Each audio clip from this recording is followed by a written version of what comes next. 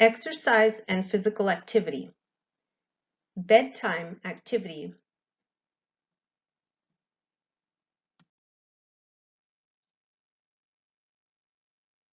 Daily exercise and physical activity is a huge component of the healing process.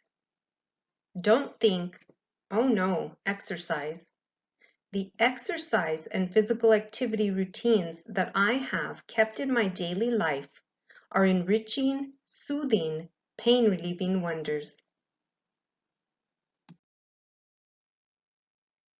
Exercise and physical activity has taught me how to pay attention to what my body is trying to tell me. These warning signs can be projected as pain, aches, or discomfort. Exercise and physical activity has helped me understand what I really need at a particular moment, how to listen to these warning signs, and how to honor what my soul is trying to express. Our souls love us so much that they will use our body to get our attention.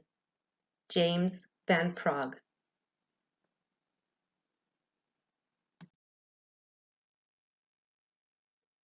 I remember two incidents that stick out in my mind because I felt so insulted.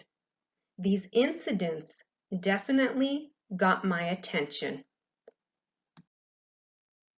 The first incident was an ER visit over the weekend for treatment for a week-long migraine. I had an epidural on my cervical spine due to TMJ disorder the day before the migraine started. I was in the emergency room waiting for the doctor to come in and check on me. I felt like I was being treated like a drug addict, trying to convince the nurse that my pain was so severe that I needed prescription drugs. The nurse checked my vitals and commented, "You know you can do something. Have you tried yoga?" I felt like she thought I was doing nothing to help myself, and I had brought this on myself. The second incident was an urgent care visit the day after the ER visit. I had an appointment scheduled that afternoon to follow up with my primary care physician. My pain was intolerable, so I chose to go to the urgent care that is operated by my primary physician. I explained my situation to the physician assistant. I told her that I went to ER as instructed by my doctor since my symptoms got worse. The physician assistant said, "Well, anything I can give you is a drop in the bucket with what you are already taking. What would you like for me to do?" I replied, "I followed my doctor's suggestions to go to the ER and to request imaging if my symptoms got worse, but I still don't feel any better and I'm not going back to the ER." I got up from the examination table and I told her, "I will just come back after lunch when the doctor is in," and I left. I felt like I was not worthy of compassion and that she felt like my pain was not real. This is an excerpt from the symptom log. 5/9/14, 7:30 to 8:30 a.m. Left ear pain, left jaw, nasal, left tooth pressure, top first molar to midline, tenderness around gum, at bottom left bicuspid extraction site, to midline, ringing in ears, pain, bilateral SCM, deltoids, pecs to sternum, teres, traps, rhomboids, levator, bilateral neck pain, pecs to sternum, teres, traps, rhomboids, levator, bilateral neck pain, and burning sensation. New pain due to bump right side mid-chest. Driving to pain center for epidural on cervical spine. Anxious to feel better. 5/18/14 ER visit, headache, pain level 9, down to 6 with morphine, pain level 4 after Toradol. Feeling like someone stepped on my face, beyond disgusted and wiped out. 5/19/14, 11:30 a.m. Urgent care visit at Health First. Left to return when doctor in after lunch. Totally disgusted. 1 p.m. PA phoned. Canceled appointment. Resting, sleeping.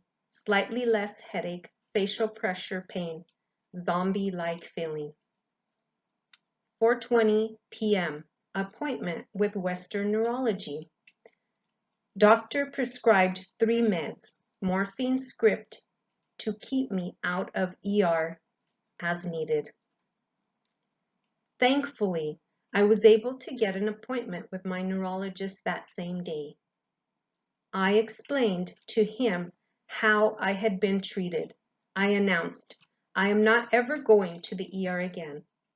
Also, I told him that the physician's assistant for my primary physician called to apologize for my lack of treatment. I returned to my primary physician for follow-up on 5/21/14. I still did not want to take the morphine that my neurologist prescribed. I said to my doctor, I just want some guidance for alternative treatment. My migraine was finally resolved after my primary physician referred me to a chiropractor specializing in sports medicine. However, I want to highlight the fact that I was having so much pain from multiple diagnoses that I didn't even know where to start. I was dabbling with tapping, yoga, and detox, but I felt hopeless, afraid, and alone. I started to think about my thoughts, feelings, and my situation. I was trying to help myself, even if I did bring this upon myself. But how could I control so many body parts screaming with never-ending pain? I was exhausted, undernourished. I had lost another 5 pounds during that week, and I was fed up with everything. I was angry at my body, at myself, and the medical providers. I was mad at the world.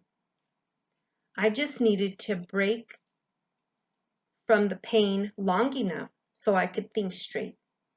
But how? To my surprise, exercise and physical activity was exactly what I needed. When I think back, all I was only able to tolerate was the lightest activity. With my background as a certified occupational therapy assistant, I knew the basic concept that all joints have synovial fluid that greases the joints. So that's where I started. This fibromyalgia flexibility routine can be done either before you get out of bed or right before you go to bed. This routine gives every joint a little bit of tender, loving care. Please join me in the fibromyalgia flexibility routine video.